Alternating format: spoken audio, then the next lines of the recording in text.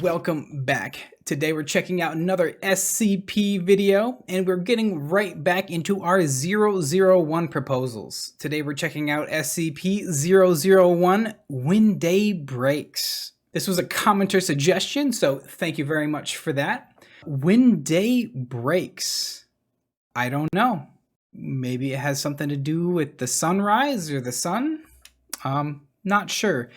So let's go ahead and get right into it and find out what When Day Breaks is. Hello. Can anyone... Can you hear me? Yep. Please. This is Agent Mosley at Site 14. Is anyone there? What the fuck do we do? Can anyone contact Control or the 05? Is anyone still alive? We are stuck in Site 14. They're talking through our speakers. I can hear them on the radios and the computers. And I can hear them. I can hear them right now. Shut up. Shut up. Shut up. Oh my God. Please. Please, can anyone hear me? Are we all that's left?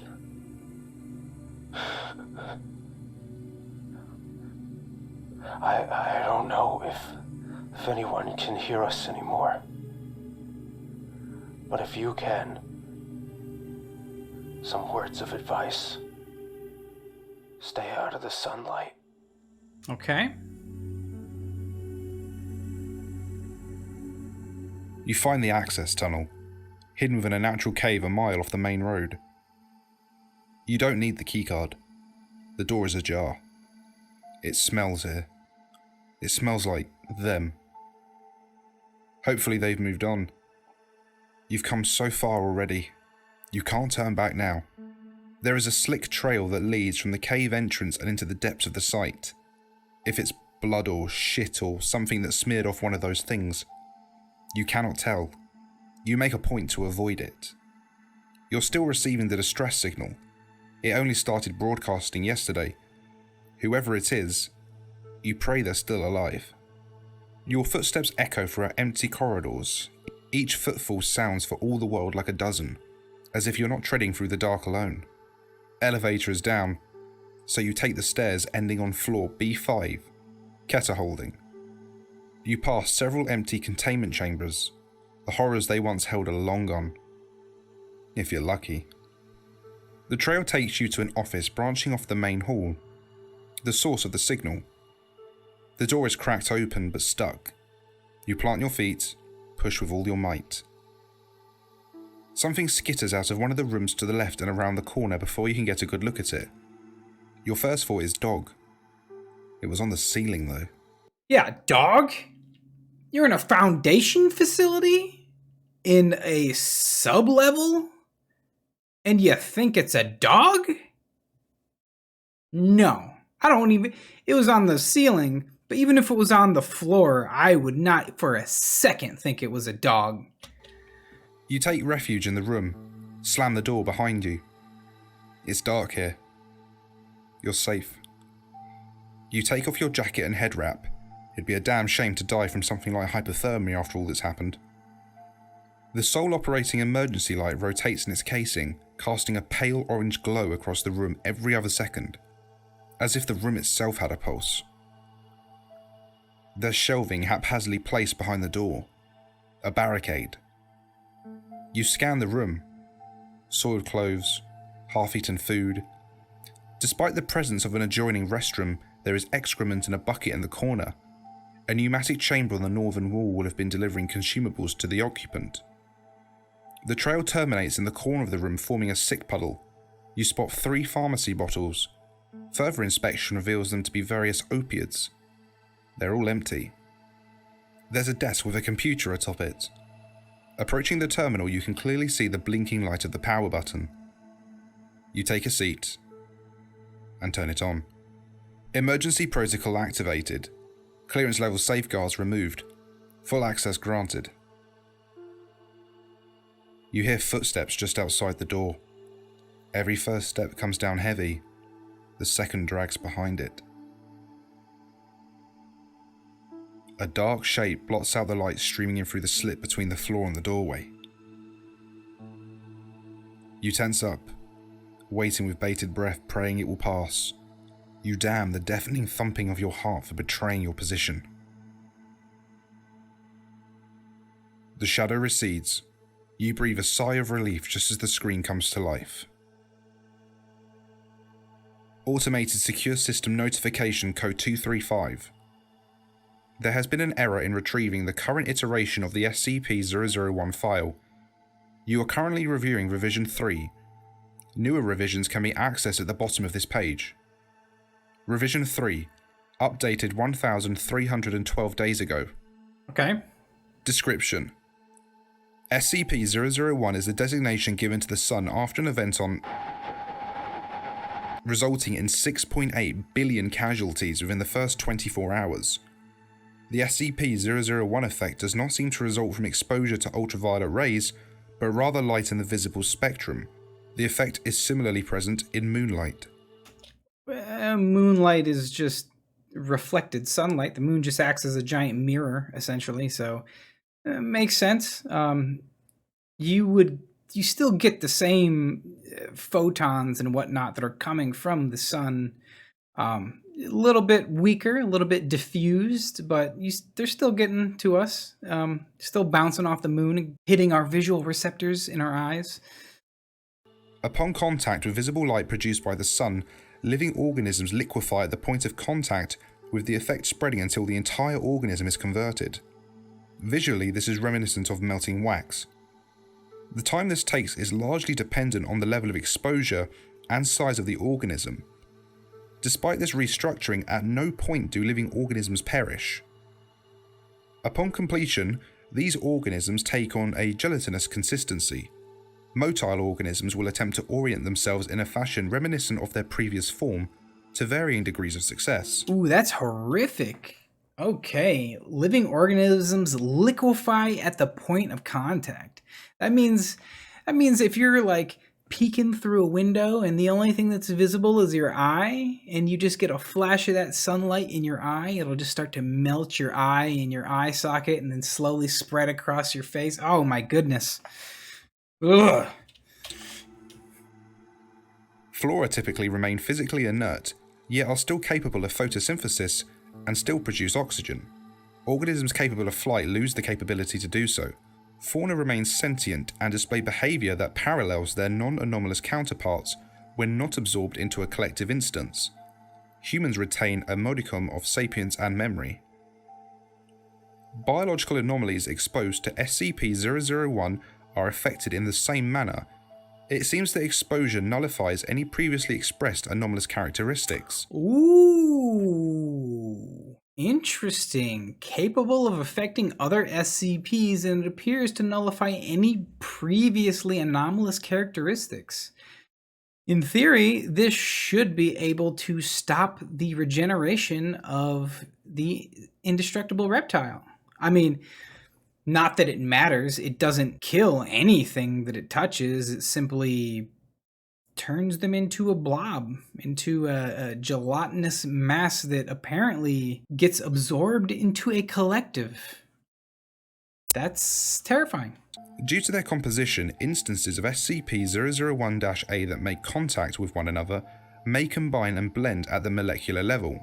This does not seem to cause any pain or distress to the instances, though the resulting bulk can inhibit movement. Since the SCP-001 event, most instances have congregated into such collectives which seem to possess no maximum volume. The resulting biomass is amorphous and chaotic. The component organisms will shift between a full to semi-liquid state. Limbs and bodies will rise periodically from within the mass for a short duration, before deteriorating and being subsumed by another life form. Collective instances will locomote by using their appendages in tandem to carry their mass. Larger instances will form a pseudopod from their constituent life forms and drag themselves around in a manner similar to amoeba. Okay, it's said that there's no maximum limit to the number of things that can be like assimilated into a single instance. So you could have 10 people mashed into one. 100, 1,000, 1,000,000 people mashed into a giant blob that fills a stadium. Like, ugh, my goodness. Although 1,000,000 people would more than fill a stadium. Special containment procedures. Due to its nature, SCP-001 cannot be contained. Survivors of the SCP-001 event stationed within secure facilities are to remain in contact with one another. Personnel are encouraged to attempt to reach Site-19 by any means at their disposal. Personnel with knowledge as to the whereabouts of the O5 Council are to relay this information to the Administrator. Survivors attempting to travel outdoors must fully cover their bodies in protective clothing, preferably several layers. Travel by foot should be limited as much as possible. Cities and man-made structures in general provide the greatest protection. Formerly wooded areas should be circumvented. Travel by air is preferable above all other methods. Personnel exposed to SCP-001 are to be considered lost. Compromised personnel are to be abandoned. A euthanization is not to be attempted.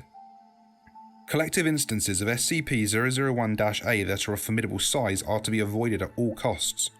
Conductive electrical weapons have proven partially effective at immobilizing instances and may be used for self-defense. Incendiary weapons work as well. Cryonic munitions are the most effective thus far. So, electric shock, incendiary weapons, and cryonic munitions. So, heat, cold, and electricity seem to affect this thing, which makes sense if it's just a huge, writhing, massive blob of conglomerated bodies. It's flesh, so it should be susceptible. It says that none of them die, so they're in this kind of collective together. Many of them retain their sapience and memories. So that means that while they're not alive in the same way that you would think of yourself as alive, as a unique individual, they are alive, at least to a certain degree, but they're mashed together. I wonder if they still have individual minds or if their thoughts are connected when they merge together. Do they have a hive mind once they're in a collective, in a group? Or is it a group that has, if you have 50 people mashed together, 50 different thoughts going on independently of each other? Is it 50 different brains going, oh my God, why am I in a blob? That'd be interesting to find out. It makes sense. Flesh can burn, flesh can freeze, especially if they say that it's gelatinous or sometimes almost even liquid-like, lending it to be frozen. People, animals, plants, almost anything biological typically has some amount of water in it, lending to freezing. And electric shock seems to work on it. That also implies that they still have somewhat of a functioning nervous system. If electrical shock is able to incapacitate them, at least temporarily. All right, that's even more terrifying and horrific because that means that they can at least somewhat think, somewhat remember, and somewhat feel what's going on, which is really effed up. Testing has revealed that SCP-001-A is relatively safe to consume.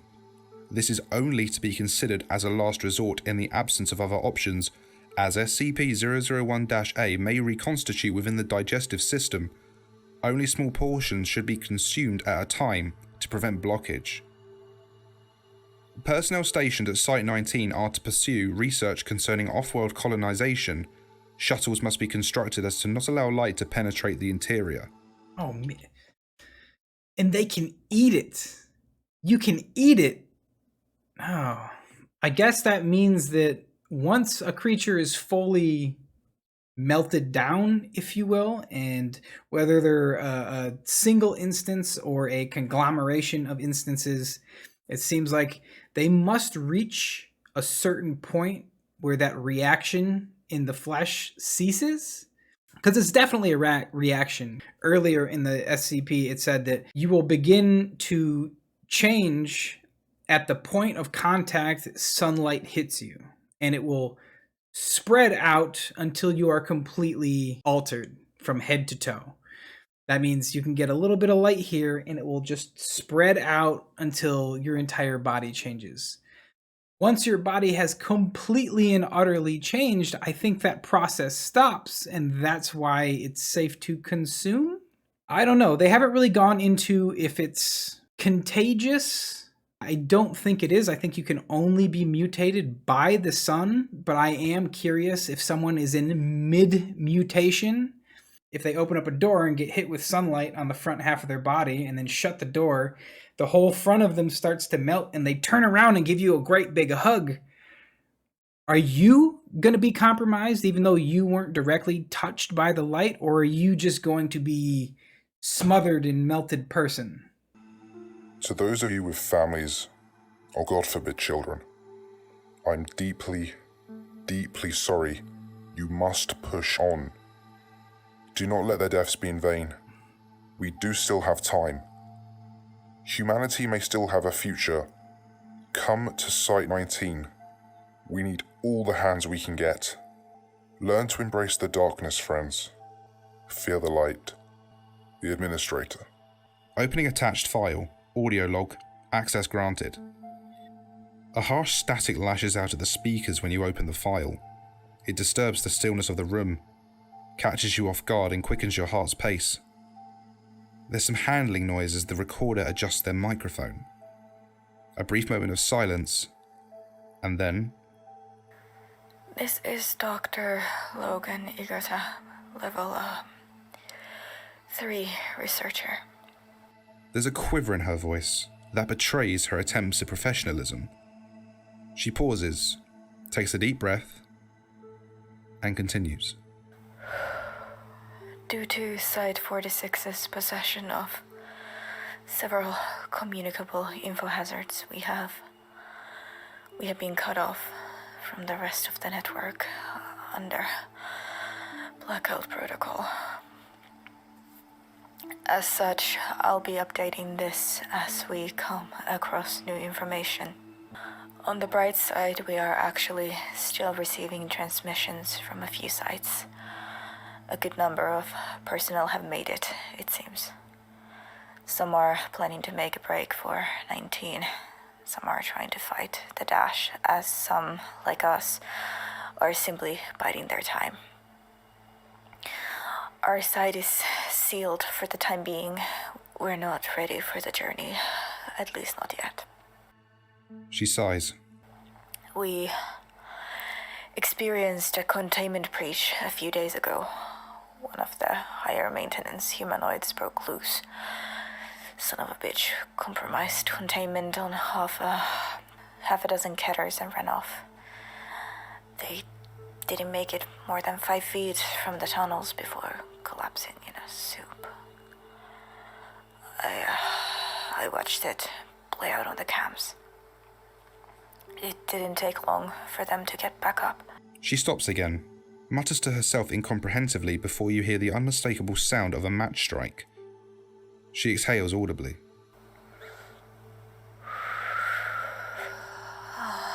Much better. Not exactly a designated smoke area, but what the hell, right? She clears her throat. Commander Anand suited up and went to town on them the next day. Tried to drive them off. It didn't turn out very well, poor bastard. But we did learn a thing or two at least. Pause. Exhale. There's only a few of us left here. I'm holed up in one of the offices. Jerry and Director Phillips are somewhere in the barracks. Clyde and a few Ds locked themselves into the armory with Ari. I should really see how she's doing. She trails off for a moment before you hear the buzz of radio chatter. Hey, hon. How you're holding up down there? A voice responds, a man with an exaggerated mocking tone. I'm doing just fine, Poopseekins. Logan shoots back. Who? Knock it off and put her on, damn it. I need to speak with her. There's a clamour on the other end while the radio changes hands. A soft voice calls out concerned. Babe, what's wrong? Logan responds. Nothing. I just wanted to check in real quick. Ari pleads. I'm fine, babe, really. I can take care of myself. A creak. Logan shifts in her seat. No, I know that. I can't help it though. I know coming here was never easy for you. Pause. Exhale. Logan continues. And with everything going on, Ari interrupts her. Hey, you told me you quit smoking. There's a ruckus as Igota presumably attempts to snuff her cigarette. No, of course not. I did stop. Ari doesn't sound convinced. I don't think I'm the one you need to worry about. I'm staying clean. I haven't even thought of touching amnestics in months. Trust me. Anyway, since you're wondering, I'm fine. The guys are sitting around playing cards, and I'm tucked in the corner of my notebook. You can practically hear Igota smiling as she jokes. Sweetheart, penning a sonnet about my undying love at a time like this? I'm flattered. Ari responds with a faint laugh. An elegy at the moment. I feel like if I don't keep myself busy doing something, I'll go crazy lockdown here. I know what you mean, hon. I'll let you get back to it. I love you. Ari replies. Love you too, babe. A moment of silence, then a match strike followed by an audible exhale. And that's all of us. Everyone else was either topside during the event or they were killed in the breach. Director's orders are to stay put, keep an eye on the cams, both in and around the facility.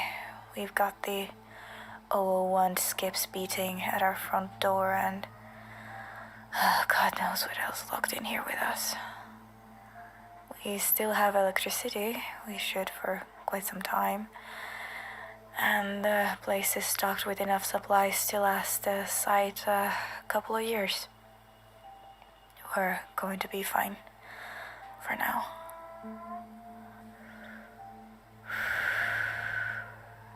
Everything is going to be fine. She waits a beat before ending the transmission. Revision 5, updated 1,202 days ago. Okay, so everybody's locked inside in quarantine. Know what that's like. Obviously, the sun wasn't melting people by the billions, but, you know, being locked inside is being locked inside. It'll drive you crazy. Special containment procedures and description unchanged. Incident report 001.1. Access granted. They've just been sitting out there this entire time, calling out to us, begging us to come outside. The noise drew in more of them. There is this one mass that I'm sure must have a few dozen people and God knows how many animals rolling around inside it. Screams and bleats and screeches and howls non-stop. Louder than all hell. The worst ones make this disgusting moaning. Like they're actually enjoying it. They're not going to leave so long as they know we're down here. We managed to talk one of the Ds into going out, see if he couldn't draw them away. He was surprisingly okay with the plan. All he asked for was a gun and a single round. He made it out there, and one got a hold of him. Tried to get his mask off. He managed to work the pistol up beneath his chin in time. got it off. I figured he was lucky. After he fell limp, though, it kept working at his suit. Pried off the hood, poured itself inside, began tearing it off of him from within.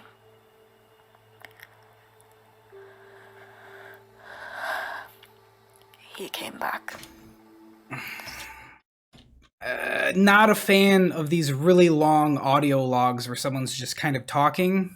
I don't really have anything to say about it. I'm just listening to someone's story. It's not really telling me anything about the SCP. I feel like it's going on for a really long time. A lot of pauses and breaks, and she's speaking really slowly. Okay, I mean, it's only because she's not giving me any new information about this SCP. I'm getting antsy. Started changing. Ripping out of the suit and screaming and screaming and screaming. I know. You don't die, you melt. They won't even let us die. See how long it takes to get a sentence out? It's driving me crazy. The director has a plan. There is an escape tunnel hidden in his office. Tram under the site will take us to a safe house. We should be able to start towards Site 19 from there. Containment procedures and description unchanged. Opening attached file. Video file. Access granted. You see her for the first time. Dr. Igota is seated where you are right now. She has a pained look. Her eyes are bloodshot. A large, wet, red-black blotch has formed on her breast pocket. She draws a shuddering breath, parts her lips as if to speak, and stops herself. She bows her head and cries silently. After a minute, she manages to choke out. I'm sorry. I'm sorry.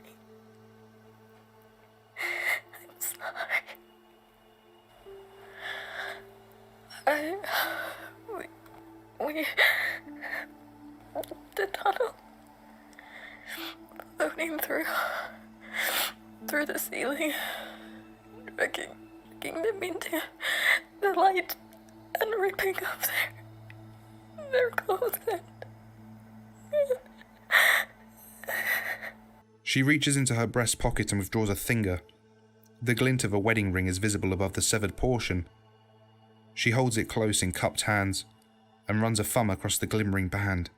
She sits like this for an eternity, whispering apology after apology, begging forgiveness, lost in the moment. She looks up after some time. There's a look of realization when she sees she's still recording, before she places the digit back in her pocket. She leans forward as if to turn off the camera when a radio crackles to life.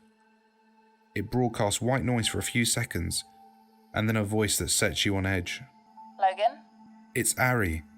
Almost. Her voice has taken on the disgusting, gurgling tone characteristic of the affected. Logan's jaw drops. What little colour there was left in her face drains.